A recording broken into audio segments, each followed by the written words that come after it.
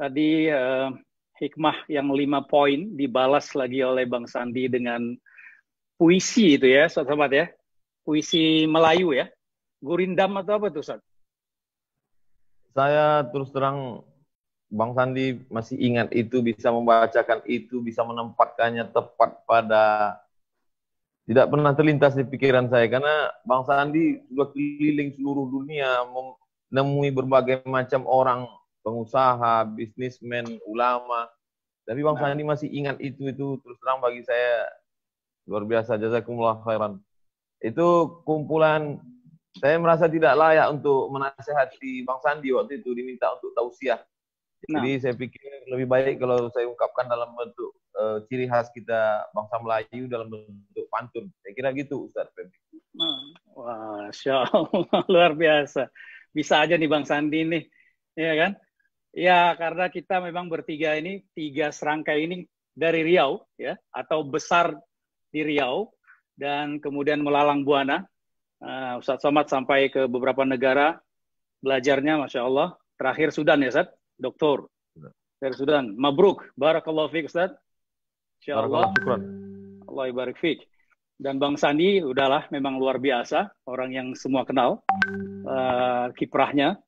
Jadi itu pembukaan pengantar yang datang dari 2 orang tokoh kita, tokoh nasional, guru bangsa kita, menurut saya, ya, yang patut kita ambil poinnya. Saya akan coba menggali lebih dalam. Mudah-mudahan tidak sama dengan apa yang pernah digali sebelumnya, ya, untuk Bang Sandi dan juga Ustadz Somad nih. Dan saya juga memberikan ini langsung, Ustadz Somad bisa TikTok dengan Bang Sandi, dan Bang Sandi juga bisa TikTok dengan Ustadz Somad. Silakan bertanya. Baik Bang Sandi, tadi Bang Sandi sudah membuka sedikit, ya. Tapi sekarang tidak bisa dipungkiri Bang, ada hal yang urgent. Ada yang daruriyat, kalau dalam bahasa kitab kami dulu Bang, darurah, emergency case, yang patut untuk diantisipasi segera, karena berkaitan dengan nyawa manusia. Ya. Jadi kira-kira Bang, apa nih Bang kiat-kiatnya untuk bangkit di saat sulit, atau untuk menghadapi saat sulit ini Bang? Ini orang belum bangkit, tapi masih pada posisi dalam keadaan sulit Bang. Pemikiran Bang Sandi apa kira-kira? Jadi kalau nanti yang menurut agama Ustadz Somad mungkin yang lebih tepat memberikan, tapi saya memiliki keyakinan bahwa Allah tidak akan mencoba kaumnya di luar batas kemampuan, dan justru di balik setiap kesulitan itu ada kemudahan-kemudahan. Jadi kita yakinilah ini merupakan takdir Allah, dan takdir Allah itu adalah yang terbaik buat kita. Nah, untuk bisnis, ekonomi, saya memberikan 3 tips atau 3 kiat, terutama kepada saudara-saudaraku UMKM 60 juta lebih jumlahnya di seluruh wilayah Nusantara. Tulang punggung ekonomi, 60% ekonomi kita disumbangkan oleh UMKM, bukan PT-PT besar yang seperti selama ini banyak di Riau ya. Saya selalu lihat PT-PT besar yang banyak di Riau, tapi ternyata 60% ekonomi kita ini disumbangkan oleh UMKM. Dan 97% lapangan kerja kita juga UMKM. Nah, 3 tips itu, pertama adalah cash is king. Ya. Jadi intinya, ini pelajaran buat kita, bahwa di setiap krisis, pengelolaan keuangan kita itu diuji. Apakah kita bisa mengelola keuangan secara ketat. Saya belajar dari Menteri Keuangan terbaik dunia, sekaligus Menteri Pertanian terbaik dunia, namanya Nabi Yusuf alaihissalam. Masya Allah. Nabi Yusuf alaihissalam ini melakukan satu pendekatan pengelolaan secara ketat keuangan dan sektor pangannya. Karena kita akan mengalami krisis siklus. Siklus yang dia lakukan manajemennya itu adalah 7 tahun. Nah, ini juga buat kita pelajaran bahwa pandemi COVID-19 ini adalah siklus. Siklus 100 tahun untuk yang besar, tapi untuk siklus pandemi setiap 10 tahun. Karena di 2002 kan terjadi SARS. Pandemi juga, 2013 terjadi MERS. juga pandemi. Dan kali ini pandemi COVID-19. Jadi sebagai bisnis mestinya kita harus mengelola dana kita secara bijaksana, ketat, dan memiliki cadangan yang cukup. Ya tentunya dari Nabi Yusuf kita belajar juga bahwa negara itu harus memiliki cadangan. Kedua adalah adapt to new normal, beradaptasi. Life is about hijrah. Life is about a journey. Ini adalah hijrah kita. Apakah kita akan balik ke the old ways of doing business, normal, sebelumnya, sebelum Februari 2020? Saya menyaksikan itu karena ini adalah bagian daripada hijrah kita menuju tatanan ekonomi, politik, sosial yang lebih baik. Dan saya yakin karena takdir Allah ini adalah terbaik buat kita, kita harus menyikapinya juga dengan positif, dengan optimis. Bagaimana kita beradaptasi dengan new normal. Jadi saya selalu ceritakan ini ada hand sanitizer. Ini adalah bagian daripada kenormalan baru. Nanti di setiap masjid harus ada ini hand sanitizer selain daripada wudhu kita. Ini kebersihan kita jaga, kebersihan sebagian daripada iman ya harus kita wujudkan. Masker, nah ini akan menjadi bagian daripada kenormalan baru kita.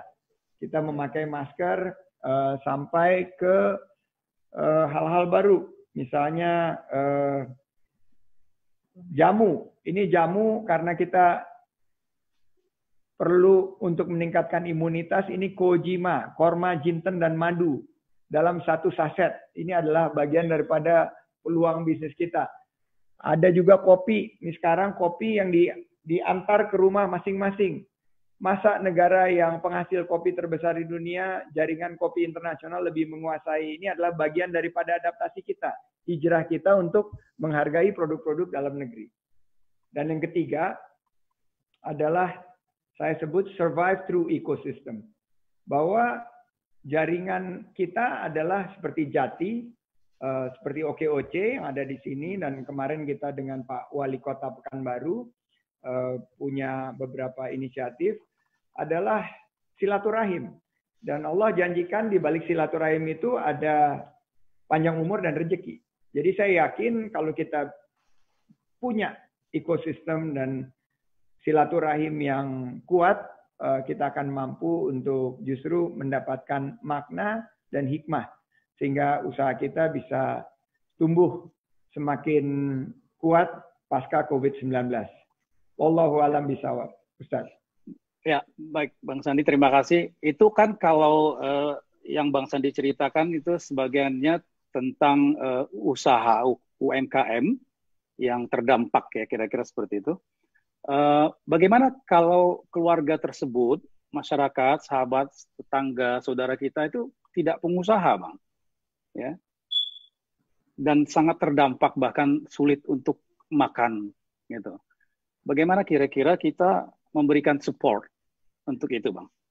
Poin ketiga yang tadi disampaikan oleh Ustadz Abdul Somad, yaitu empati dan simpati, bahwa kita ini bagian daripada satu sistem. Jadi kalau kita melihat ada saudara kita, ada tetangga kita yang lagi kesulitan, sistem itulah yang memiliki satu alarm untuk mengingatkan sesama kita membantu. Karena yakinlah pemerintah punya keterbatasan. Mungkin data-datanya tidak tepat, mungkin data-datanya tumpang tindih, ada saudara kita belum tersentuh, mereka belum makan, dan lain sebagainya. Saya dan Mbak Nur di awal PSBB ini memulai beberapa kegiatan, yaitu menyentuh masyarakat khususnya yang paling terkena dampak ekonomi diakibatkan oleh COVID-19 ini untuk tersentuh bantuan kita. Dan siapa yang paling penting kita dahulukan adalah orang-orang terdekat sama kita dan tetangga-tetangga kita. Jadi ini yang membangkitkan nilai luhur bangsa kita, yaitu gotong royong, Ustadz. Ya, benar. Baik, Bang Sandi. Tadi Bang Sandi menyebut cash is the king. Ya, itu saya sudah dengar beberapa kali Bang Sandi sebut. Ya, luar biasa ya. Kalau saya melihat money atau duit itu menjadi raja di saat-saat sekarang ini. Tapi Bang, kadang-kadang orang lupa Bang. Above the king, king of the king, itu adalah faktor yang utama. Raja dari segala raja. Ini yang saya akan kasih kepada Ustadz Somad. Bahwa orang kadang-kadang Ustadz melihat kesulitan ini pada sisi ekonomi saja Ustadz. Ya, pada sisi yang dia merasa susah saja. Tapi lupa bahwa ada kekuatan besar, bahwa dialah penentu, dialah penyebab, dialah yang menghidupkan dan mematikan. Dialah yang menjadikan alam ini, dialah menjadikan seluruh tadi yang disebut hasil bumi yang ada di Riau dan seluruh Indonesia, ya, King of the King, raja dari sekian raja. Kenapa? Karena pada saat ini para raja pun yang terkena dampak di negaranya masing-masing kalang kabut juga menghadapi suasana. Bagaimana Ustaz? Untuk orang mengatakan bahwa raja dari segala raja yang mungkin kita lupa Ustaz, telah menegur kita dalam proses kejadian corona Ustaz. Fadhal Ustaz. Baik Ustadz Febri, Bang Sandi dan Pak Nuh. Jadi ketika orang sudah begitu mapan sampai pada zona aman, itu Tuhan itu mulai hilang-hilang timbul. Kadang Tuhan itu ada, kadang nggak ada. Itu makanya puncak dari kemoderanan ini adalah ateis. Jadi A tidak, T Tuhan, isme, keyakinan bahwa nggak ada itu Tuhan. Jadi beda orang bertuhan antara petani dengan orang yang gajinya pasti. Kalau petani itu dia cangkol tanah, lalu kemudian dia masukkan benih jagung, setelah itu dia pulang berdoanya sangat khusyuk. Ya Allah, turunkan hujan ya Allah. Besok pagi dia lihat jagungnya pecah keluar cabang. Ya Allah, jauhkan jangan sampai kena hama ya Allah. Setelah dia lihat berbatang, ya Allah, tumbuhkan buahnya ya Allah. Setelah dia lihat buahnya, ya Allah, jangan sampai dimakan tikus ya Allah. Setelah itu, ya Allah, sampailah dia. Jadi khusyuknya itu beda dengan PNS. Dia nggak perlu berdoa karena gajinya lancar. Hanya saja pas macet gaji 13 baru, ya Allah gaji 13. Jadi ketika ujian itu datang, disitulah, makanya kalau kita lihat ke kehidupan nabi-nabi itu, nabi-nabi itu hampir tidak pernah mengalami zona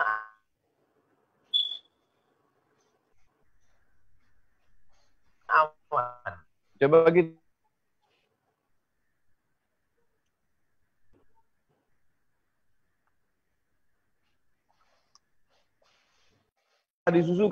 susukan anakmu, alaihi, kalau kau takut anakmu disembelih oleh pasukan Fir'aun, fa'alqihi fil yami, hanyutkan di Sungai Nil. Setelah dihanyutkan di Sungai Nil, mengalami goncangan, ternyata kemudian ada di sana seorang perempuan yang merindukan seorang anak namanya Asiyah, istri Fir'aun. Lalu kemudian anak itu ditarik ke istana, juga tidak aman. Karena saat itu Fir'aun juga ragu, jangan-jangan ini anak yang kulihat dalam mimpi.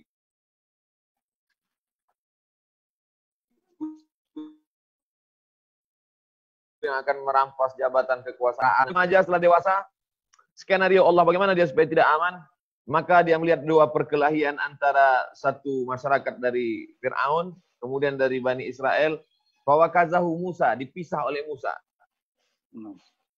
Ini orang degil sekali, kemudian ditinju oleh Musa dan mati. Soalnya Allah mau mendidik Musa melalui proses pembinaan spiritual, pembinaan fisik Musa, bagaimana supaya Musa dipertemukan dengan Syuaib. Nanti dengan Syuaib itulah dia akan mengembala kambing selama 8 musim. Di situ pula dia dipertemukan dia dengan anak gadis Musa, anak gadis Syuaib yang tamshi ala istihya, perempuan yang malu, punya rasa malu yang luar biasa, menjaga kehormatan dirinya. Jadi di balik itu semua ada proses Allah sedang mendidik manusia menjadi manusia yang mapan. Jadi dengan adanya COVID-19 ini, persahabatan kita teruji. Banyak teman tertawa, banyak teman happy, tapi tak banyak teman yang bisa menjalani masa-masa sulit bersama. Oleh sebab itu, kalau ada orang bisa ketemu di LAM, itu biasa. Lembaga Adat Melayu Riau. Bisa ketemu di rumah kawan, sahabat di Jakarta biasa. Tapi di tengah COVID-19 tidak bisa naik pesawat, tapi kita bisa ketemu di Zoom. Nah, ini saya kira ini termasuk sahabat-sahabat pilihan yang luar biasa. Termasuk Ustadz Febri dan Bang Sandi, Pak Nur. Mudah-mudahan kita bersama di dunia, bersama di Zoom, bersama juga di surga insya Allah. Amin. Amin. Tolong ingat anak nanti, kesimpulannya Ustadz Febri bahwa ujian ini melahirkan manusia-manusia yang luar biasa, baik dalam masalah ekonomi juga keimanan, persahabatan dan lain. Saya lihat ambil positifnya aja. Demikian Ustadz Febri. Nah, Ustadz, jazakallah khair, Masya Allah. Ustadz Somad, jangan lupain kita ya Bang Sandi, nanti manggil kita di surga. Masya Allah. Apa sih lagi yang kita mau harapkan kalau bukan surga Allah dan ridho Allah? Ya kan? Baik, Ustadz, Bang Sandi juga. Halo? King of the King. King of the King, ya. Yang kita mesti capai adalah King of the King selain King yang Bang Sandi sebut tadi. Itu kesimpulan dari Ustadz Somad. Kenapa? Karena menurut saya King yang tadi Bang Sandi sebut memang perlu, ya, tapi tidak menyelesaikan segala masalah. Betul. Yakinlah bahwa duit bukan segalanya, ya. Dan ada orang menambahkan, tapi segalanya butuh duit. Menurut saya, tapi segalanya butuh Allah, butuh Tuhan. Kita tidak bersandar kepada Allah, kita bersandar kepada makhluk, kita bersandar kepada orang kaya, kita bersandar kepada orang yang berkuasa, kita bersandar kepada duit, padahal semua akan musnah kecuali zat Allah Subhanahu wa taala. Sedangkan kekuasaan yang ada pada orang itu, kekayaan yang ada pada orang itu datangnya dari raja, dari segala raja. Kenapa kita bersandar kepada sesuatu yang lemah, yang makhluk, bukan kepada sesuatu yang kuat, yang khalik, yang menciptakan segalanya? Betul begitu, Ustaz ya? Bukankah Allah dalam Al-Quran mengatakan, barang siapa jika kalian punya masalah, kembali kepada Allah. Poin kelima Ustadz Somad tadi, hikmahnya adalah untuk dekat dengan Allah. Jadi ini cantik sekali menurut saya, pembahasan ini, jika digabungkan antara solusi bangkit di saat sulit, dari sisi economically, ya, dari sisi financially, dikaitkan dengan sisi-sisi ketuhanan, yang mungkin ini yang kita lupa. Selama ini kita fokus di dunia, kita fokus sekian umur kita habiskan untuk dunia. Sehingga kita mencapai target-target yang kita capai. Tapi lupa kita mencapai target takwa. Wa may yattaqillah, ya Ustaz ya. Kalau boleh Anda sebut Ustaz ayatnya. Wa may yattaqillah yaj'al lahu makhraja wa yarzuqhu min haitsu la yahtasib.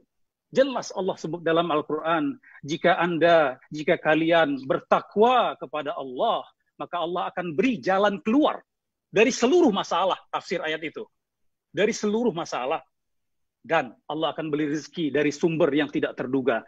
Itu yang Ustaz sebut tadi, yang kisah Nabi Musa, kisah Nabi-Nabi yang lain. Ya.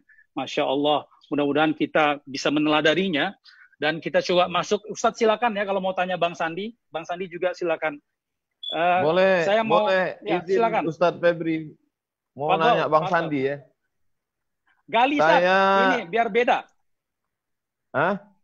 Gali sebanyak-banyaknya nih. Begini Bang Sandi.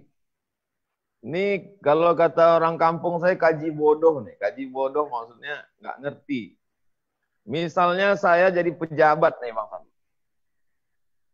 Saya kan punya kekuasaan untuk nyuruh orang nanam padi. Supaya kita nggak beli beras. Kalau keputusan di tangan saya ada dua. Pertama, saya ajak nanam padi supaya kita nggak beli beras.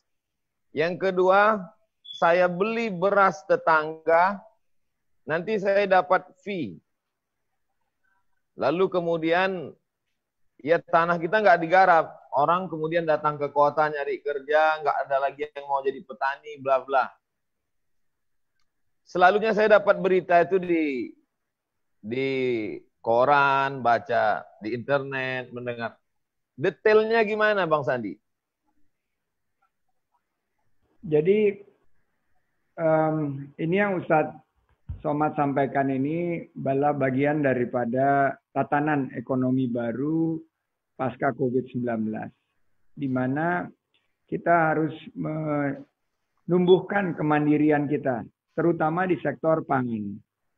Karena selama ini kita dinina-bobokkan bahwa buat apa kita capek-capek menanam, buat apa kita menunggu hasil panen, karena hasil panen kita dihargai murah, dan lebih murah lagi kalau kita hanya mengimpor bahan pangan dari luar negeri.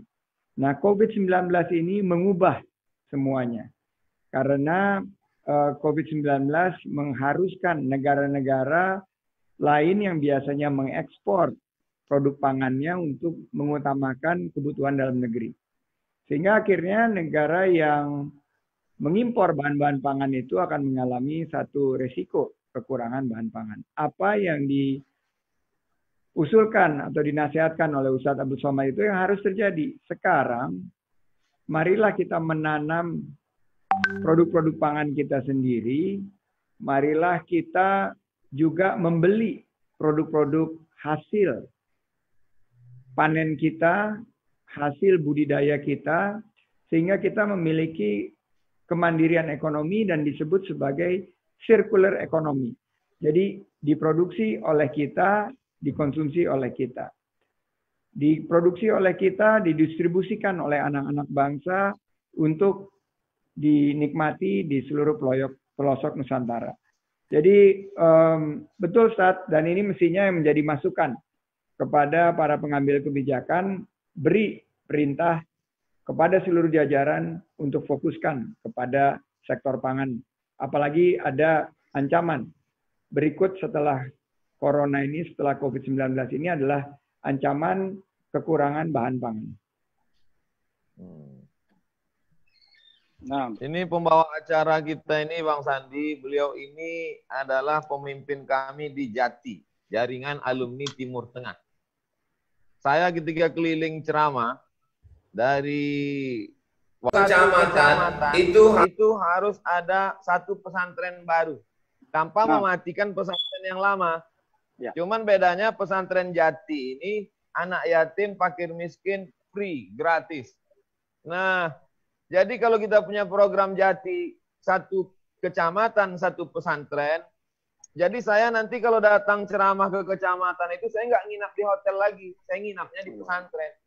Allah. Kemudian pula, imam-imam di kecamatan itu, cara baca Qur'annya, hafalannya, program maghrib ke isya'nya, itu dibentuk oleh pesantren. Jadi pesantren jadi base camp-nya, jadi pusat kajiannya di pusat. Nah, bagaimana pesantren jangan hanya lagi cuman baca kitab, tapi pesantren juga sebagai basis ekonomi. Sehingga kalau terjadi krisis seperti ini, maka pesantren menjadi tumpuan dalam ekonomi. Gimana OKOC, gimana program ekonomi Bang Sandi bisa bersinergi dengan satu kecamatan, satu pesantren tadi. Gimana kira-kira Bang Sandi? Ini justru yang ingin kita dorong tadi. Poin nomor 3 itu kan adalah ekonomi berjejaring, ekonomi berbasis silaturahim. Dan saya yakin OKOC itu kan kepanjangan dari One Kecamatan, One Center for Entrepreneurship. Nah, jika nanti Jati bisa bekerja sama dengan MOU dengan kita tuangkan kesepakatannya untuk menghubungkan bagaimana satu kecamatan ini juga bisa menghadirkan satu pesantren baru dengan memberikan kesempatan kepada para lulusan Timur Tengah ini bukan hanya memulai dari sektor pendidikannya, tapi juga dari sektor ekonomi rakyat. Karena banyak sekali kearifan ekonomi itu mulainya dari pesantren, yaitu sektor pangan, sektor energinya. Pesantrennya itu bisa menggunakan energi baru dan terbarukan. Ini bisa kita sandingkan, dan kalau Ustadz Febri perintah, saya ikut Ketua Umum kita, Ketua Umum kemarin juga udah diingatkan Ustadz Fahmi Salim dari Jati juga, dia bilang ini sudah saatnya kita berjejaring. Jadi apalagi kalau Dewan Pakarnya UAS, wah kita sudah langsung bisa kolaborasi nih UAS. Amin, amin. Bang Sandi punya kiat-kiat santripreneur, Bang Sandi, yang saya dengar. Bisa Bang Sandi sharing ke kita? Nah, santripreneur itu saya melihat bahwa santri-santri kita tuh memiliki berbagai keunggulan. Salah satu keunggulannya itu selain daripada ilmu dan juga bisa berdakwah, santri-santri ini punya narasi-narasi ekonomi yang kuat yang sudah ditanamkan oleh Islam. Narasi ekonomi yang kuat ini belum banyak tergali. Bagaimana Rasulullah Shallallahu Alaihi Wasallam itu di usia 17 tahun sudah menjadi konglomerat yang menjelajahi 17 negara. Jadi saya ingin menyuntikkan program entrepreneurship dalam satu balutan paket kurikulum agar santri-santri ini selain daripada dia mampu untuk memiliki ilmu keagamaan yang kuat, mereka memiliki ilmu kewirausahaan, ilmu entrepreneurship yang kuat juga. Nah, program Santripreneur ini sudah mulai berjalan mulai tahun 2012-2013. Seandainya bisa nanti kerjasama juga dengan Bro Febrian ini, kita akan mendapatkan satu percepatan ya, karena akselerasi daripada program ini yang kita harapkan bisa mengubah para ekonomi umat kita ini untuk bisa berdaya. Oke, Bang Sandi, makasih banyak. Benar kata Ustadz Somad tadi, kalau di Jati kita memang tidak banyak bikin program, Bang, tapi cabangnya jadi banyak. Kita fokus kepada pendidikan, dakwah, ekonomi umat, dan sosial, Bang. Ya, tapi sesuai dengan kemampuan kita, Bang. Ya, pendidikan memang bidang yang kita lalui. Dan sayang sekali para lulusan Timur Tengah ya ketika pulang ke sini tidak punya kesempatan untuk sharing ilmunya, berbagi ilmunya karena faktor-faktor yang ada. Makanya Jati diinisiasi ya untuk merekat itu semua, bersilaturahmi dalam sebuah wadah silaturahim, wadah alumni lintas negara. Jadi kita bukan hanya dari negara Mesir saja, Jordan saja, Libya saja, Lebanon saja, Syria, kemudian negara-negara Teluk, Tunisia, Maroko, karena kita gabungkan Timur Tengah dan Afrika, ya, termasuk Sudan, tempat Ustadz Somad mengambil doktor. Dan memang salah satu program yang kita sangat inginkan wujudnya tempat pendidikan di setiap kecamatan, atau minimal Ustadz kita mulai dulu di setiap provinsi Ustadz, karena kecamatan terlalu banyak, kita mulai dari 34 provinsi dulu, mudah-mudahan Allah berikan lagi rezekinya kepada kita untuk dapat membangun yang lebih besar lagi. Dan tentu Ustadz Somad, kalau udah Bang Sandi yang ngomong nih Ustadz, kayak kita dengar Sayyidina Abdurrahman bin Auf Ustadz, Masya Allah. Amin. Sayyidina Abdurrahman bin Auf Ustadz nih, ya kan? Tadi Bang Sandi bilang Rasulullah udah menjadi konglomerat di umur yang muda, ya udah berbisnis, ya. Nah itu memang jadi tujuan kita dan membuka wawasan. Benar bahwa pesantren yang ada sudah bagus, cuman kita mau berkolaborasi dengan yang ada untuk berbagi. Tapi ingat, Bang Sandi, bahwa Rasulullah menjadi konglomerat yang bertakwa kepada Allah Subhanahu wa Ta'ala. Konglomerat yang tiap malamnya takut dengan Allah, menangis sujud sampai bengkak-bengkak kakinya. Konglomerat yang mana rohbanun fil lail wa fursanun fil nahar. Dia menjadi abid di malam hari, tapi menjadi singa-singa yang gagah berani di siang harinya. Berani apa? Berani berdakwah, berani mencari rezeki, ya, berani berjuang dan berjihad fisabilillah. Dan konglomerat satu ini telah melahirkan konglomerat lainnya, seperti Sayyidina Utsman bin Affan, ya, Sayyidina Abdurrahman bin Auf, dan semuanya konglomerat ini, Masya Allah, disebut oleh Rasulullah penghuni surga di dunia lagi. Allahu Akbar, Allahu Akbar. Dan Bang Sandi, Ustaz Somad, maaf, saya ikut sharing bahwa Abdurrahman bin Auf, walaupun udah demikian dekat dengan Rasulullah, tapi dia menangis, takut Bang Sandi, takut dia. Kenapa? Harta itu akan dihisab di akhirat kelak. Harta itu semakin banyak harta, maka semakin banyak penghisapan dan semakin lama penghisapan. Ketahuilah bahwa satu hari akhirat sama dengan 1000 tahun dunia. Masya Allah, subhanallah. Oleh sebab itu, konglomerat di zaman Rasulullah, ya Ustaz, ya, konglomerat itu menjadikan harta titipan Allahnya bermanfaat, oh ya, untuk dirinya, keluarganya, tapi yang lebih besar bermanfaat untuk umat, untuk agama Allah. Begitu Ustaz ya? Ustaz boleh tambahkan Ustaz?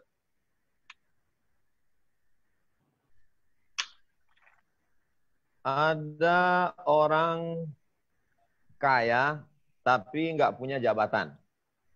Ada punya jabatan tapi nggak ganteng. Ada ganteng tapi nggak punya duit. Nah, Bang Sandi bisa punya tiga-tiganya. Punya duit, punya jabatan, punya ganteng. Itu yang saya penasaran, gimana perasaan Pok Nur mendampingi Bang Sandi. Ayo Ponur, Tapi Ponur. Yang bisa nanya itu, yang bisa menunjukkan pertanyaan itu cuman Ustadz Febri, karena beliau pembawa acara. Saya nggak berani nanya. Itu pastor Ana tadi ragu-ragu, ya. Ana nggak berani nanya ke Pok Nur. Ustadz lah yang berani, alhamdulillah tanya. Tapi tadi waktu disampaikan ayat dinar itu, memang itu yang sering dilapaskan oleh Pok Nur. Jangan-jangan dia punya kiat-kiat lain nih. Coba kita dengarkan langsung dari Pok Nur. Gimana Pok Nur? Pak Ustadz, insya Allah saya nggak bisa jagain Bang Sandi 24 jam. Tapi insya Allah kalau Allah yang jaga pasti Allah menjamin. Allah. Amin. Jadi Allah yang akan menjaga Bang Sandi. Insya Allah Bang Sandi bisa dipercaya, bisa amanah karena Bang Sandi juga adalah titipan dari Allah ya. Jadi semuanya ini adalah titipan. Mudah-mudahan Bang Sandi bisa amanah, bisa tawadu dan istiqomah. Ya, amin. Amin, Masya Allah. Lagi dong Pok Nur. Kemarin saya juga WA-an ke Bang Sandi Ustaz. Sama Ustaz. Udah ganteng, ya, sukses, ya. Kemudian semuanya Allah berikan hebat, ya. Istrinya cantik. Tawaduk pula Ustaz. Abang kita ini. Ya kan? Luar biasa. Jadi kita bisa banyak belajar dan alhamdulillah Bang Sandi berkenan untuk mudah-mudahan kita bisa bersinergi karena kami yang di Jati, Bang Sandi, terus terang kita tidak punya motif apapun, ya. Kita hanya ingin di bidang kita yang kita tidak punya harta banyak, ya. Kita hanya punya bekal sedikit ilmu. Dan saya menyebutkan Bang Sandi, diri saya ini tadinya saya bukan pemimpin Jati, Bang. Nah, saya ubah nama Jati di pusat. Dari awalnya pimpinan pusat Jati, saya minta tolong diubah menjadi pengurus pusat. Ya, nahnu khadim fakat. Kita ini hanya pengurus, ya. Kita hanya untuk menguruskan, ranger, ya. Kita hanya untuk memanage. Nah, pemimpin-pemimpin kita sudah banyak. Ada Ustadz Somad, ada Dr. Muhyiddin, ada dokter-dokter lain, Masya Allah, yang luar biasa. Nah, kami coba membuat kepengurusan ini menjadi benar-benar dapat bergerak dengan baik, Bang Sandi. Dan kami di Jati rata-rata umurnya yang pengurus di 40-an, Bang Sandi. 30 sampai 40-an. Gitu. Dan alhamdulillah middle, kalau di alumni kita di tengah-tengah. Jadi jembatan untuk yang senior, ya, dan junior kita. Gitu. Nah, itu hikmahnya Jati. Dan saya berterima kasih di forum ini sekalian kepada para masyaikh, para ustadz, para doktor yang telah menginisiasi ini, ya. Karena belum pernah terjadi, Bang Sandi. Ternyata setelah saya cek di dunia pun belum ada wadah lembaga alumni yang mengumpulkan alumni dari berbagai negara, gitu. Yang ada misalnya alumni dari sebuah universitas saja satu, ya, atau universitas tertentu, ya. Kemudian atau nama negaranya alumni Mesir. Karena ini tidak. Ini lintas negara, Masya Allah. Dan di dalamnya luar biasa, Bang Sandi. Orang-orang hebat, orang-orang baik, insya Allah, yang punya komitmen untuk berdakwah di sisa usia kita, Bang Sandi. Di sisa usia kita yang tidak tahu kapan kita akan dipanggil oleh Allah. Tidak ada jaminan saya yang lebih tua ya dari Bang Sandi ya? Iya, sedikit. Iya, sedikit ya, Pak. Ya. Apalagi Ustadz Somad, Masya Allah, nggak ada jaminan. Bisa saya duluan, bisa jadi Ustadz Somad duluan. Bang Sandi kedian. Supaya Bang Sandi lebih banyak berkorban ini. Ya kan? Terlalu banyak ininya, Ustadz. Ustadz, Bang Sandi ini ininya berat ini. Narik-narik ininya Ustadz. Mesti Ustadz bantu nih Ustadz. Ya kan? Ya, Masya Allah. Supaya nanti hartanya khalis, bersih. Dan dia menjadi orang yang kaya hatinya, takwa orangnya, ya dermawan orangnya, dan di sisi Allah mendapat tempat yang tinggi di sisi Allah Subhanahu wa taala. Tentu Bang Sandi, saya mau masuk ke topik kita kembali. Tadi survive through ecosystem, Bang. Ya. Bang, kalau kemampuan saya terbatas, Bang. Mohon maaf, mudah-mudahan tidak riak. Saya tidak punya banyak harta. Saya ada 2 motor, Bang.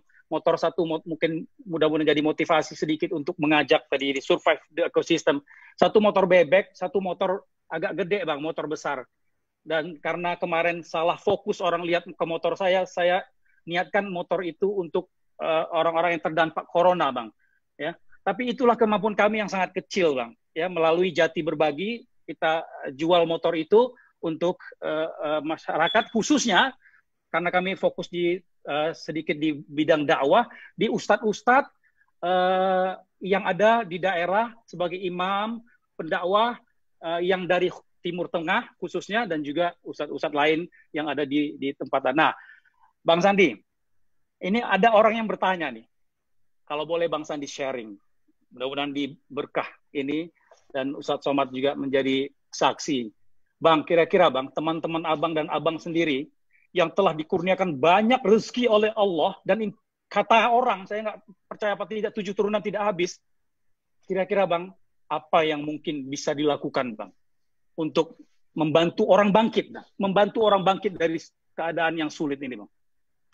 Ya, tentunya seperti tadi Ustadz Somad sudah sampaikan, kita bisa memotivasi, kita bisa memberikan semangat untuk berpikir optimis, tapi kita yakin pada saat ini yang lebih memiliki dampak besar adalah kalau kita berbagi. Jadi berinfak dalam kesempitan, keadaan sempit ya. Sebagai pengusaha kita juga melihat kan keadaan ekonomi tidak terlalu baik pada saat ini. Pemerintah juga sulit. Jangankan mereka menggelontorkan program-program membantu rakyat untuk membayar PNS saja, sekarang ada tunjangan-tunjangan yang harus dimoderasi. Nah, oleh karena itu kita lagi mendorong, dan ini banyak sekali para pengusaha-pengusaha yang sangat peduli di tengah COVID-19 ini untuk memiliki program-program. Program kita yang paling banyak ditunggu oleh masyarakat adalah program bantuan sosial, berbagi. Nah, ini yang sekarang lagi kita lakukan, dan seandainya nanti ada bisa berbagi bersama Jati, dan ini Jati ini rupanya bukan hanya Timur Tengah, jadi ada North Africa juga ya, Middle East Yes, and North Africa ya. Mina ya, Mina ya. Ya. Jadi mungkin ini bisa kita lakukan bersama, karena ujung tombaknya itu kan para ustadz yang bisa langsung bertemu dan berinteraksi dengan masyarakat. Dan banyak ustadz-ustadz ini kasihan juga, karena pembatasan sosial mereka juga kegiatannya juga berkurang, dan setelah kegiatan berkurang penghasilannya juga banyak menghadapi kendala. Nah, ini mungkin kita bisa rancang satu program, Ustadz Febri, Jati, bagaimana Jati ini bisa berbagi, dan saya siap tadi apa yang disampaikan oleh Mpok Nur, tadi ayat dinar itu ya. Mama ya takillah itu insya Allah juga jadi pedoman kita, dan saya akan motivasi kepada para pengusaha ini. Jarang-jarang kita bisa berinvestasi sama Allah. Karena infak ini kan jelas kita berbisnisnya sama Allah. Allah udah bilang kalau minjemin ke saya, akhirnya yang bisa didapatkan 700 kali lipat. Di mana investasi lagi yang saat sulit ini yang bisa menghasilkan return 700 times atau dari 7.000%, mana mungkin gitu, di mana lagi? Nah, kalau kita punya keyakinan ini, kita berbagi saat-saat dalam keadaan sempit, mudah-mudahan para pengusaha juga akan tergerak, bergabung bersama dengan kegiatan berbagi ini, insya Allah kita bisa saling membantu, dan pemulihan ekonomi kita pasca COVID-19 ini bisa kita percepat. Alhamdulillah, mudah-mudahan ini didengar oleh banyak orang ya Ustadz Somad ya. dan jadi trigger lah supaya masyarakat banyak yang benar-benar bisa terbantu untuk bangkit. Jadi angle saya sebenarnya bukan hanya kita mencoba diskusi untuk berteori tentang bagaimana bangkit, ya seperti yang Ustaz Somad sebut tadi, tidak cukup hanya simpati, empati pun tidak cukup, tapi langsung aksi sesuai dengan kapasitas masing-masing menurut saya, ya. Tapi kalau ada orang misalnya masjid ada yang mau dibangun, ya, beliau seorang miliarder, dia sumbangannya cuma 1 sak semen, kemudian ada seorang guru dia bisa menyumbang 2 sak semen, kan itu tidak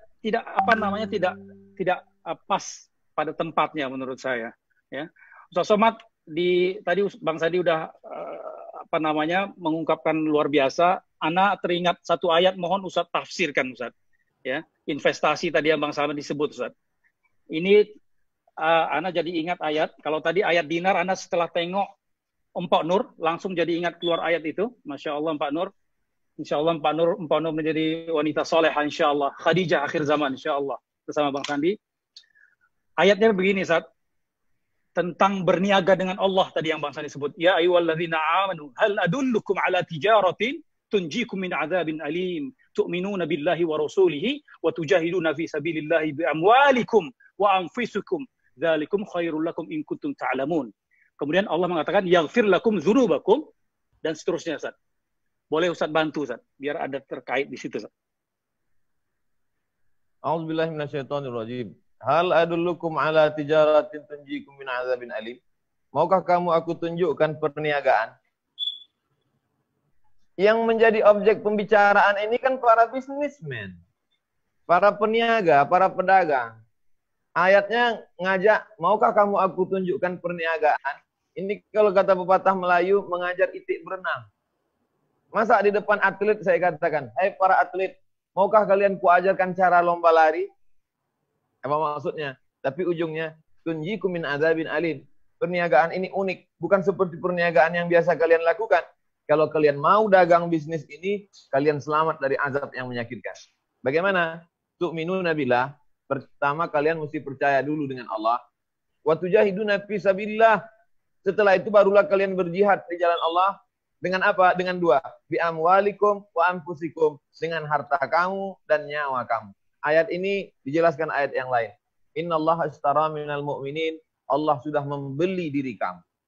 Allah sudah membeli Ustadz Febri. Allah sudah membeli diri Bang Sandi. Allah sudah membeli diri Mpok Nur. Nyawanya, hartanya sudah dibeli Allah. Maka barang yang sudah dijual nggak boleh dijual 2 kali. Jangan kau jual dirimu untuk kekuasaan. Jangan kau jual dirimu untuk dunia. Karena kau sudah jual dirimu hanya untuk Allah semata.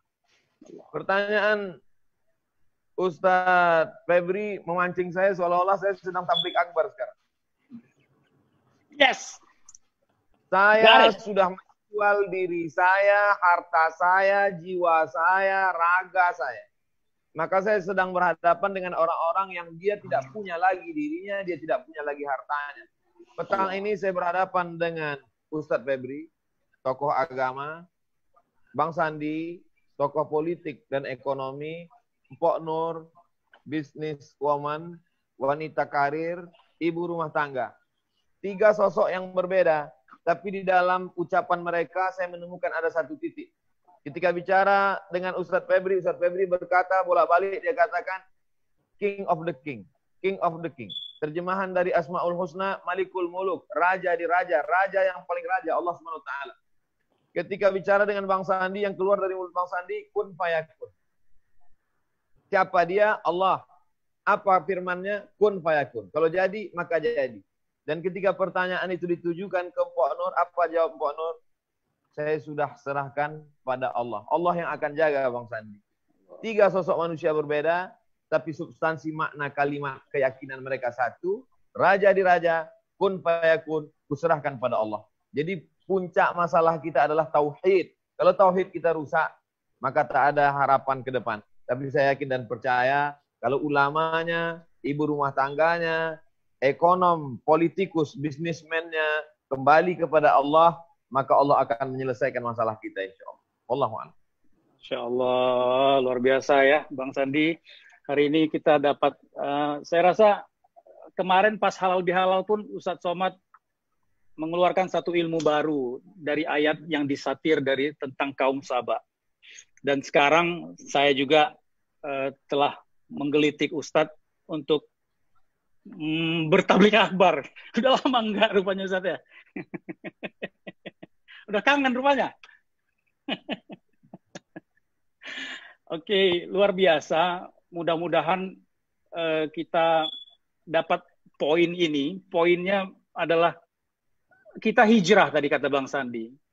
Hijrah dari hanya teori kepada praktek, dari simpati kepada aksi, daripada sedikit kepada banyak, daripada angan-angan kepada reality. Jadi bukan hal-hal yang ya biasa-biasa banget terus gitu. Sedangkan jelas bahwa umur kita tidak panjang. Ya. Nah, bicara tentang umur, dan ini pengantar kita adalah yang paling penting setelah King of the King tadi Ustadz. Ya, saya mendengar dari seorang pemimpin di Malaysia, sahabat saya. Ya, jika selesai corona ini, karena kita terlockdown, Ustadz, ya, yang paling pertama sebaiknya yang kalian kunjungi adalah ibu kalian.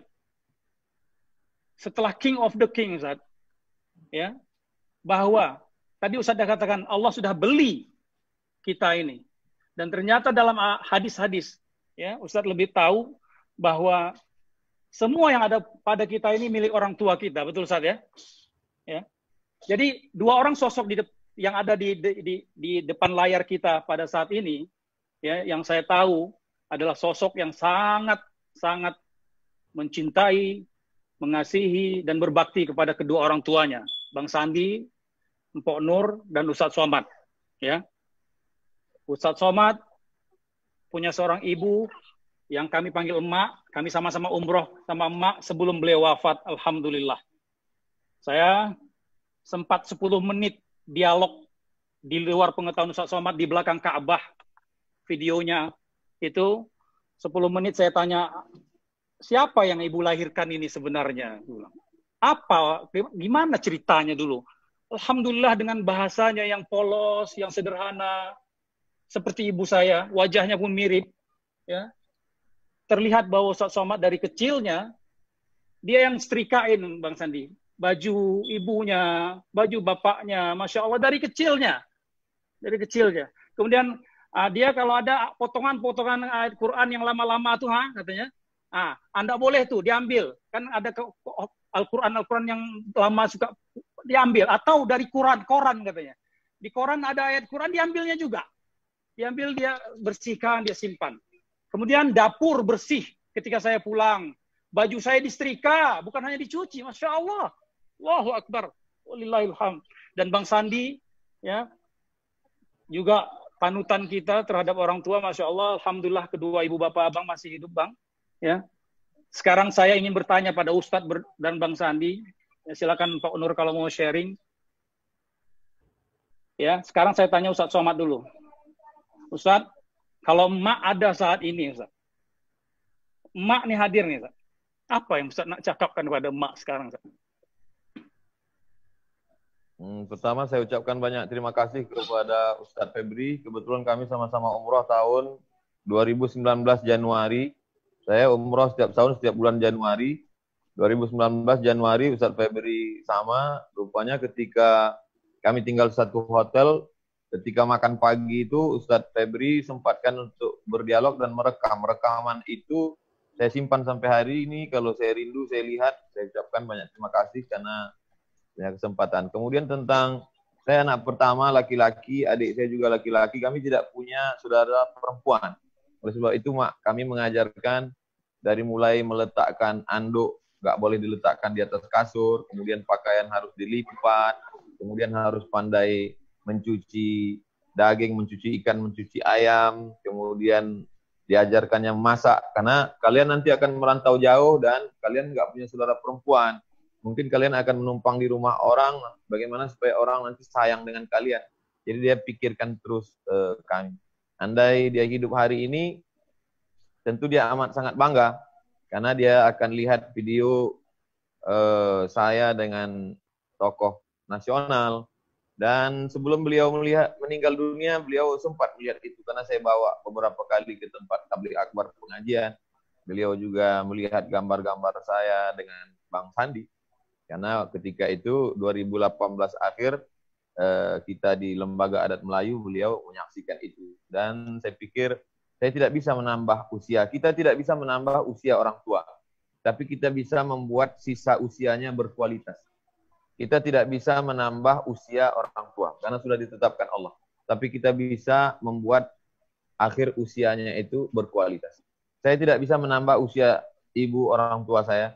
Tapi saya yakin dan percaya, sisa usianya dia sempat bangga punya anak Abdul Somad, terlepas dari tekanan-tekanan akibat efek dari tausiah, haters, dan lain sebagainya. Saya kira jamaah juga banyak mendoakan, jamaah banyak mengirimkan Al-Fatihah. Mudah-mudahan anak-anak kita juga bisa berbakti kepada kita di akhir usia. Saya kira begitu, Ustaz. Ustaz, kita kan bukan nabi dan bukan rasul, Ustaz. Ya. Ada kita tersilap dengan orang tua kan. Nah, yang saya mau tanya sekarang satu lagi, kalau emak masih hidup, apa yang Ustaz nak cakapkan? Ya, karena kita ada terkasar kadang-kadang, terabaikan, ya. Ada orang tua yang kita sibuk bisnis, sibuk ini, sibuk dakwah, sibuk apa, lupa kita pada orang tua, Ustaz. Ya kan? Padahal ridallah fi ridal walidain wa suktullah fi suktul walid. Kenapa saya angkat ini? Setelah kita bahas King of the King, sumber dari rezeki itu Allah. Betul kan? Kemudian keriduan orang tua. Jadi kalau kita masa sulit untuk bangkit, kalau hanya mengandalkan kemampuan lahiriah kita, saya rasa kita akan dapat sesuai dengan apa yang kita lakukan saja. Karena orang lain pun lakukan. Manjada, wajada. Tapi kalau dibantu dengan King of the King, ridho Allah dan ridho orang tua. Ustaz, mohon sedikit, Ustaz. Datang seorang sahabat menemui Nabi Muhammad SAW. Dia ingin ikut perang jihad fisabilillah. Karena siapa yang ikut jihad fisabilillah, dia tidak akan merasakan sakaratul maut. Dia tidak akan dihisab. Dia tidak akan kena azab kubur. Langsung masuk surga. Aku ingin yang 4 itu ya Rasulullah. Rasul bertanya, ala kamin ummin? Ibumu masih hidup? Maka Nabi bertanya, ibu masih hidup? Dia menjawab, ya, ibu saya masih hidup. Kata Nabi, kau jangan ikut perang. Ilzam rijlaiha fasamal jannah. Kau urus tapak kakinya, maka kau akan mendapatkan surga di sana. Besok itu saya tidak bisa lagi berbakti pada ibu saya. Tapi begitu melihat gambar foto Bang Sandi dengan ibu beliau, dengan orang tua beliau, dan ayah beliau, saya ikut senang.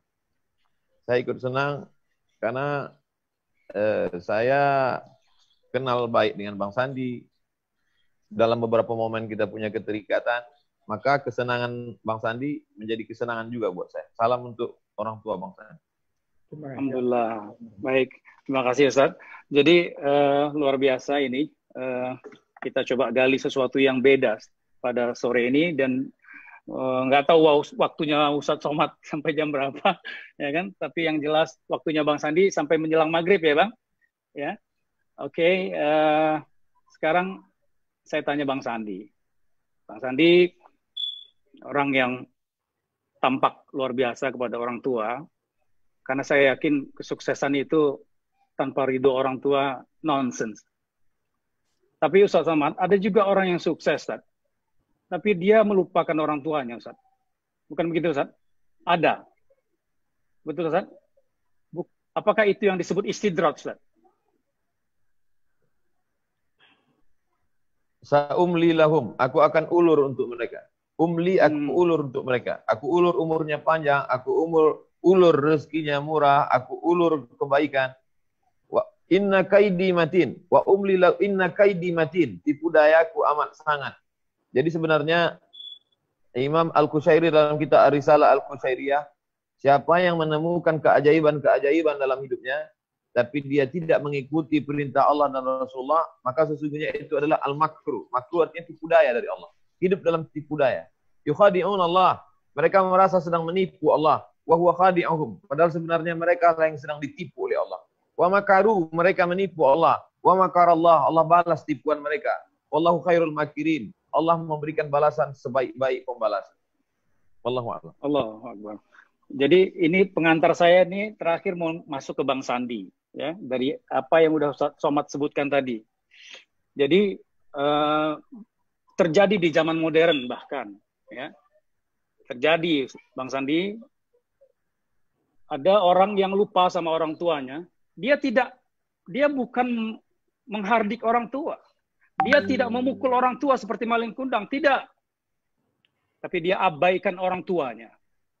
Dia tinggal di istana, mewah, full AC, full semuanya, kasurnya hebat.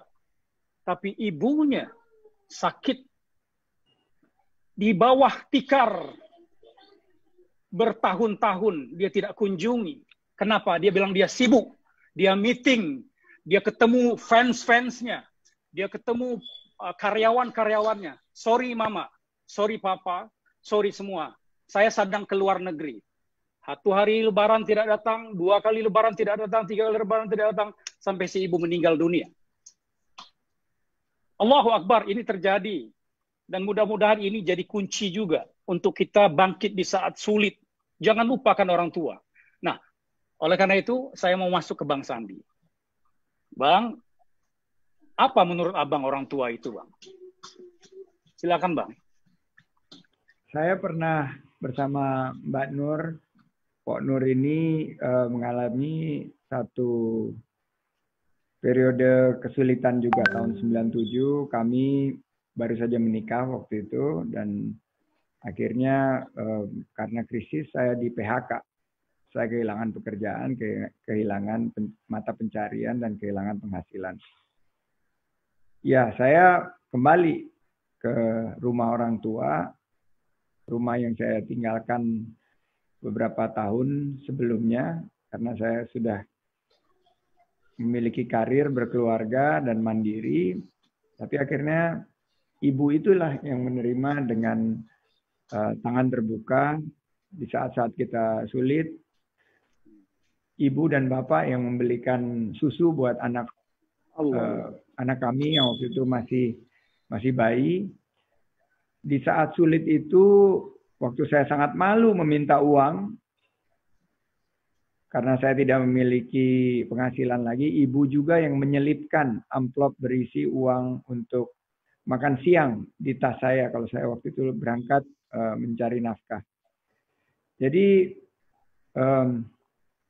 saya nggak membayangkan kok ada orang yang seperti itu yang bisa melupakan kedua orang tuanya. Dan kebetulan kedua orang tua saya juga menyaksikan acara kita ini dan kedua orang tuanya Mbak Nur juga karena mereka itu fansnya Ustadz Abdul Somad. Masya Allah. Yang mempersatukan kita walaupun di rumah masing-masing itu ya acara ini. Acara yang lain-lain mau sama presiden, mau sama semua, mereka nggak terlalu tertarik. Tapi begitu Ustadz Abdul Somad semuanya udah mantengin dari pagi. Pengen lihat Ustadz Abdul Somad sama anak saya gitu katanya. Jadi itulah buat kami ridho Allah dan ridho orang tua. Kita sangat yakin dan ya sampai saat ini kami berdua masih diberikan karunia. Ayah ibu masih lengkap dan apa yang disampaikan Ustadz Abdul Somad tadi ya menjadi pengingat bagi kita karena mumpung masih hidup ya tadi Rasulullah SAW mengingatkan itu untuk jihad fisabilillah ya urus saja orang tua kita itu adalah bagian daripada jihad fisabilillah. Jadi mudah-mudahan sesi ini juga membangkitkan rasa cinta kita kepada atau semakin memperkuat rasa cinta kita kepada kedua orang tua kita. Terima kasih Ustadz Abdul Somad, Ustadz Febri. Masya Allah. Alhamdulillah. Terima kasih juga saya ucapkan kepada Ustadz Somad, Bang Sandi, Mpok Nur. Pada hari ini kita mendapat pencerahan menurut saya. Pencerahan yang luar biasa dalam berbagai hal. Hanya dalam topik corona. Kita bisa gali, kita bisa elaborasi berbagai ilmu Allah yang maha luas yang diutarakan Apabila kita tekan enter saja, Ustaz Somad ini udah kayak Google, Bang. Tekan ini, pump, ngomong dia jebret. Keluar aja tuh, Bang. Jadi dari samudra lautan ilmunya Allah, ya, kemudian muncul di lisannya Ustaz Somad, gitu. Luar biasa. Kalau dulu kita pernah mendengar Sayyidina Ali itu pintunya babul ilmu, pintunya ilmu, Masya Allah. Mudah-mudahan Allah jaga Ustaz Somad dan Bang Sandi, ya, serta Mpok Nur, ya, dalam penjagaan Allah yang sebaik-baiknya. Karena kenapa? Karena semua kita diuji oleh Allah, ya, semua kita. Bukan orang sulit aja, bukan orang orang yang belum prasdrahtra saja, tapi semua orang diuji oleh Allah, betul Ustaz ya. Kenapa? Ad-dunya darul bala wal imtihan. Dunia ini tempatnya bala dan imtihan. Jadi sebagai penutup, ya, saya ingin mengatakan bahwa apa yang kita alami ini adalah testing kesabaran kepada Allah Subhanahu wa taala. Barang siapa yang dari sini meningkat imannya, meningkat takwanya, dan mendekat kepada Allah, bukan menjauh pada Allah. Ada orang yang putus asa, Bang. Desperate dia kan, Bang. Banyak, Bang. Masya Allah, kasihan. Maka kita mesti bantu. Kemudian, jika dia dekat kepada Allah, maka dia dapat hikmah yang luar biasa dari peristiwa besar ini, ya, yang biayanya sangat mahal ini di dunia saat ini. Dan yang kedua, makin dekat kepada kedua orang tua kita, ibu bapak kita, yang kita kadang-kadang lupa. Di program Jati juga, Bang, kami selain ingin berniat tadi pesantren untuk teman-teman yang ada, kita juga berniat untuk membuat sebagai pesantren warga emas, Bang. Jadi pengalaman ini, Bang, dari berbagai macam pengalaman dan cerita, ya Allah, ternyata banyak orang tua yang terabaikan, Bang. Yang ditaruh di panti jompo, yang ditaruh di mana orang anaknya tidak datang, Bang, banyak, Bang. Salah satunya di tempat Ustadz Sambo tuh ada, ya, di sana pesantren Ustadz Sambo, Bang. Masya Allah, saya 2 minggu, Bang, saya di sana, Bang, tidur di sana, Bang. Saya bawa papa saya, Bang. Pak, yuk kita isi kegiatannya, Pak. Ya, kita jalan-jalan aja sudah segala macam, tapi tidak cukup rasanya kecuali dengan pengisian iman. Jadi menurut saya mungkin Ustaz Somad boleh bantu meluruskan jika salah. Bukan hanya kita membagikan orang tua itu menjadi kewajiban menyediakan makan minum rumahnya, tapi kita memikirkan bagaimana orang tua kita yang mungkin belum fasih baca Al-Qur'annya, di sisa usia emasnya ini, ya Allah, dia kejar sisa usia emasnya, ya Allah, come on, dekat waktunya. Kemudian dia dapat suasana ibadah, 5 waktunya ke masjid. Ya, 5 waktunya ke masjid. Kemudian dia ajar berzikir, dia ajar berqiyamul lail pada malam. Kami, Bang, bercita-cita, Bang, ya, insya Allah wujud tempat, ya, orang tua, Bang, ya, untuk husnul khotimah namanya, Bang. Amin, ya. amin. Jadi pondok husnul khotimah, gitu, Bang. Mudah-mudahan itu menjadi bekal yang luar biasa nanti yang bisa kita dapatkan di akhirat kelak, insya Allah.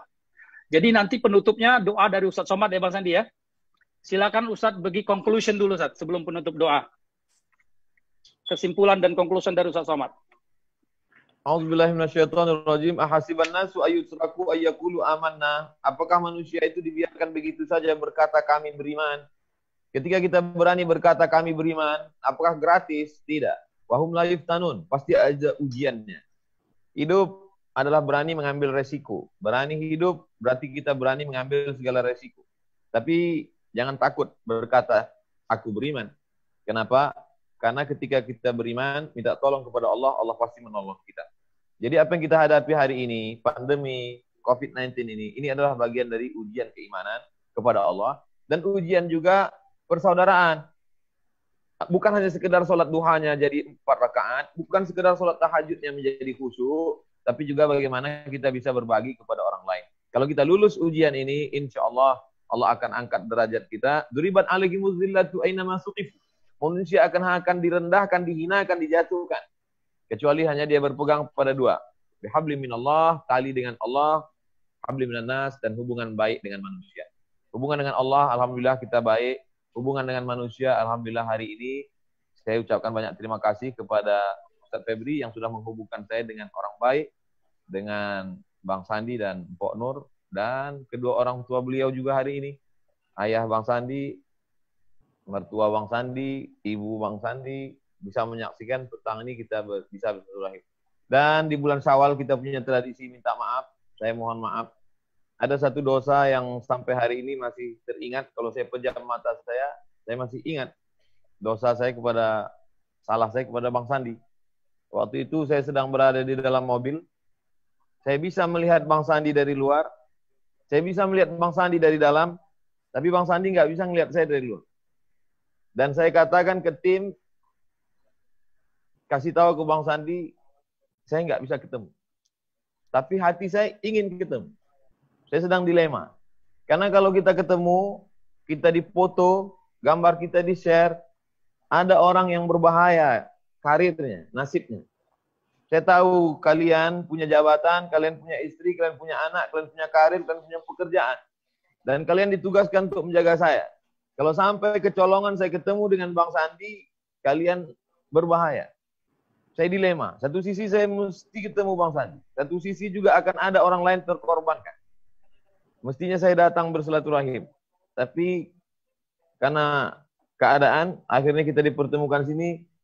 10 jari saya hadapkan. Mohon maaf zahir dan batin.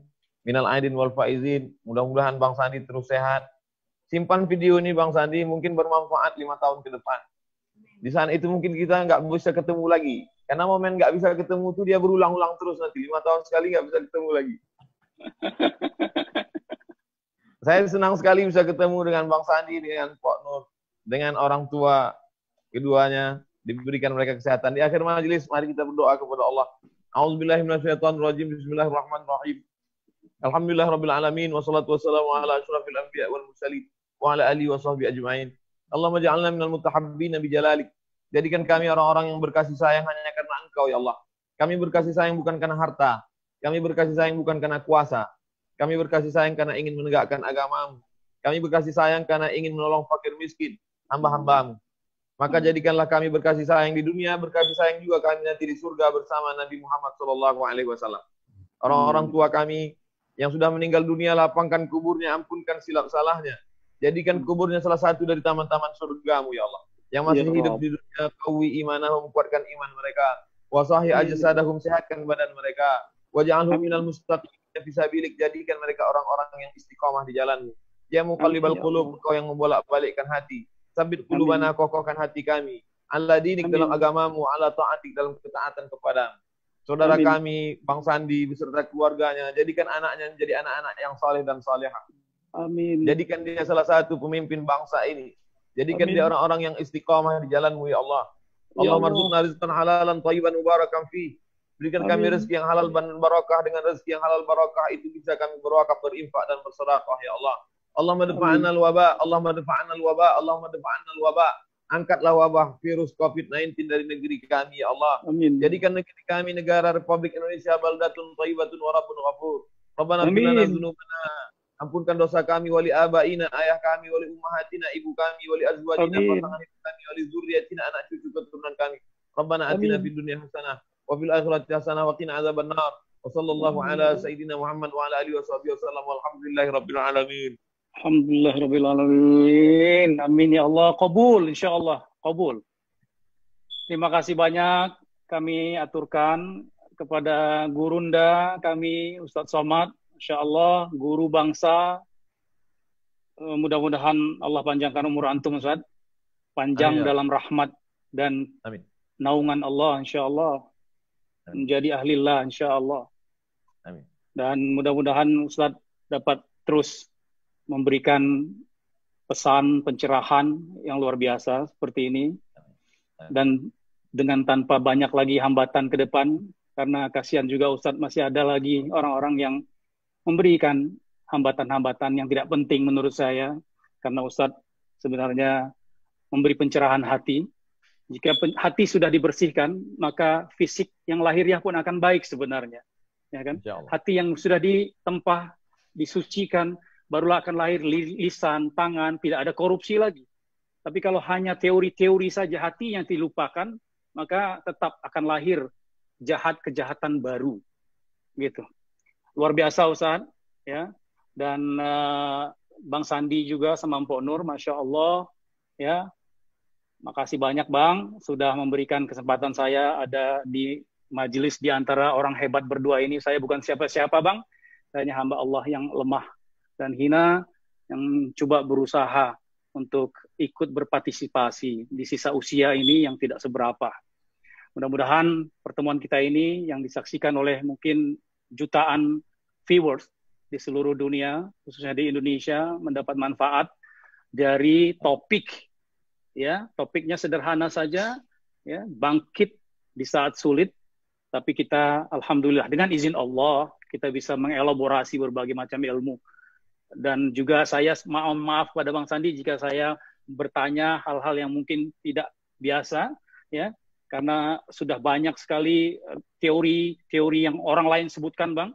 Nah, kita coba apa sih secara praktikal, ya, yang kita bisa lakukan, dan kita membuat hijrah saat ini dengan ujian yang Allah berikan. Sekali lagi terima kasih, jazakumullah khairu jaza kepada Bang dan kepada Empok, kepada Ustadz, dan insya Allah kita ketemu lagi di lain kesempatan. Jumat kita akan ketemu lagi ya Bang ya, insya Allah ya Bang, sama Jati ya. Insya Allah dengan ulama-ulama Jati itu Bang. Tapi Abang sebagai narasumber utama Bang, siap-siap Bang. Insya Allah. Ulama-ulama Jati dari berbagai negara nanti akan tanya sama Abang. Insya Allah. Kan hari Jumat. Insya Allah. Baiklah para netizen. Terima kasih banyak. Jazakumullah khairan katsira. Kami pamit dulu. Maaf lahir batin. Ya, Bang, silakan Bang. Baik, ya. Kita udah tutup ya dengan mengucapkan hamdalah. Alhamdulillahirabbil alamin.